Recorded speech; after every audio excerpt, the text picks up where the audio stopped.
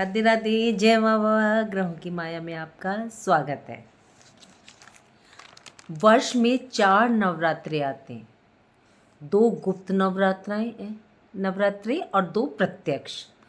जो प्रत्यक्ष आते हैं पहले चैत्र मास में आते हैं, दूसरे अश्वनी मास में। जो गुप्त नवरात्रे आते हैं वो एक माघ मास में आते हैं, एक आषाढ़ में आती हैं। चारों ही साधना की दृष्टि से बहुत ही उत्तम होते हैं, मतलब विशेष होते हैं। चारों में किसी की भी आराधना की जा सकती है जिसमें हमें श्रद्धा हो या जो हमारे ईष्ट हों, हम उनकी उपासना कर सकते हैं। प्रत्येक नवरात्रे का अपना अलग ही महत्व है।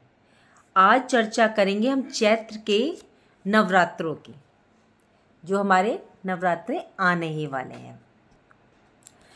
चैत्र शुक्ल पक्ष की जो प्रतिपदा होती है, इस दिन से हम भारतीयों का नव वर्ष शुरू हो जाता है। विक्रम संवत प्रारंभ होता है। इस नवरात्रि की विशेषता क्या है? भगवान राम का चैत्र पक्ष की रामनवमी को मध्याह्न काल मतलब दोपहर में उनका जन्म हुआ था, प्रभु श्री राम का। उनसे इस समय में हम उनसे जुड़े जितने भी मंत्र, उनकी साधना आराधना करेंगे और इनके साथ साथ हनुमान जी की साधना करेंगे तो ये समय बहुत ही विशेष उत्तम माना गया है। राम जी की पूजा के लिए, हनुमान जी की साधना के लिए ये विशेष समय है, बहुत ही फलदायी समय है। अब बात करते हैं रामचरितमानस। रामचरितमानस के जो 9 पारायण जो पाठ है इनके, उसमें एक अनुभूत प्रयोग है। आपकी जो भी मनोकामना है, जो भी इच्छा है आपकी, वो आप पूर्ण कर सकते हैं उसको पढ़ के। मतलब उसकी आप ये समझ लीजिए कि उसकी पूर्ति में रामबाण की तरह काम करती हैं। कलयुग में 7 चिरंजीवी माने गए हैं। बहुत से विद्वान 9 भी मानते हैं, ऐसे नहीं है। हम 7 चिरंजीवियों में कली काल में सरलता से जिसकी कृपा प्राप्त होती है वे हैं हनुमान जी। बहुत ही इनकी पूजा में ज़्यादा वो नहीं है, अब बहुत आसानी से आप इनकी पूजा करके साधना करके इनको प्राप्त कर सकते हैं। हनुमान जी स्वतंत्र देवता नहीं है ये, वे दास भाव के देवता हैं। वो जितने प्रसन्न अपनी उपासना से नहीं होते जितना वो प्रभु श्री राम की उपासना से होते हैं। वो आपके जो भी काम नहीं हो रहे, आप चैत्र मास में रामचरितमानस को ले आप और मंदिर में अपने रामचंद्र जी की फ़ोटो हो या किसी की, जिसको भी आप मानते हैं, उनके सामने ये पाठ करें और घी का जोत जलाएं।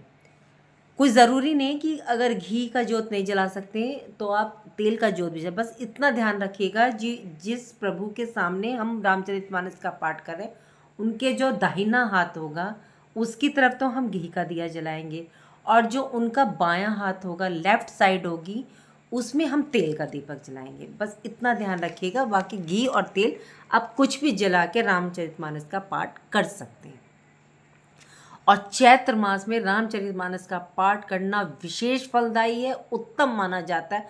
आप अपनी सब जितनी भी मनोकामनाएं पूर्ति है उसको आप पूर्ण कर सकते हैं। ये रामबाण उपाय है, किया गया है, ये करवाया गया है। ये चलिए, अब मैंने आपको बता दिया घी का दिया और तेल का दिया कैसे जलाना है। बस इस चीज़ का आप ध्यान रखिएगा।